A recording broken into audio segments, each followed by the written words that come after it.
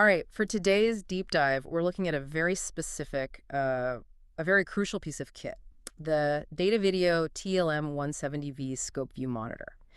So our mission here is to take this pretty dense spec sheet and really pull out the key nuggets. What makes this a pro tool and not just another screen you'd buy off the shelf? Right, and that's the thing. At its core, it's a 17.3-inch HD monitor built for flexibility.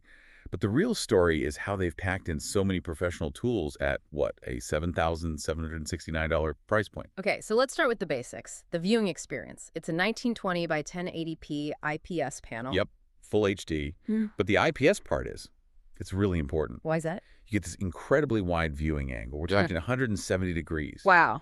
Which is vital in, say, an OB van where everyone's crammed in, trying to see the monitor from all sorts of weird angles. Or someone's always looking over your shoulder. Exactly. And it's built for that environment. It's pretty light, only 4.5 kilograms, and it runs on DC power, so you can easily run it off the battery pack in the field. So it's portable, the view is clear. But in a production rack, connectivity is everything. Let's talk about the I/O. Okay, this is where it gets really, really interesting.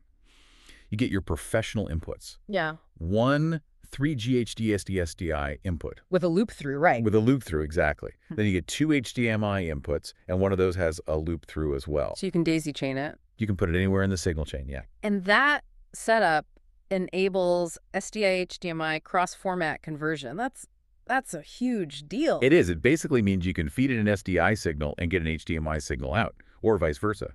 It's a converter box built right into your monitor. Okay, but hold on. Is there a catch? What about latency? If I'm in a live show, that could be a deal breaker. That's a great question. For monitoring purposes, the latency is minimal. It's designed specifically for this. And maybe even more important, it handles a ton of different resolutions. Like what?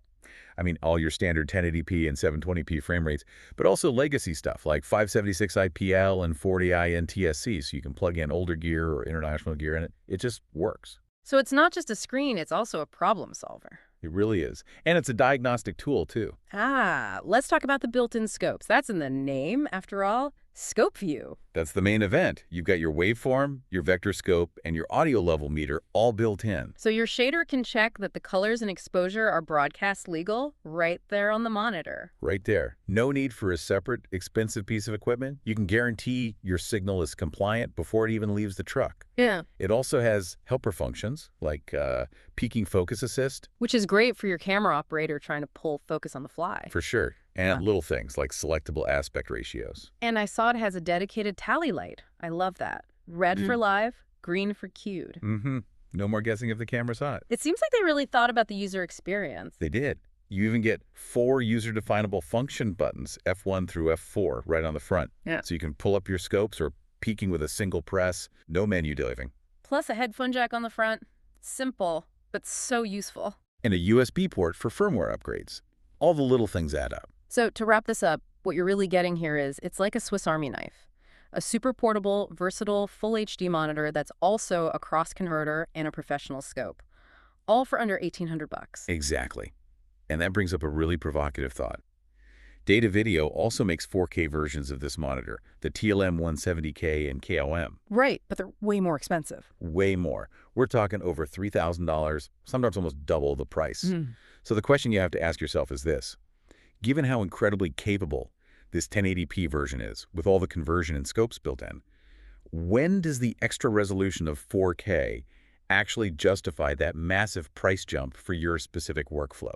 That's the calculation everyone needs to make. A really good question to end on.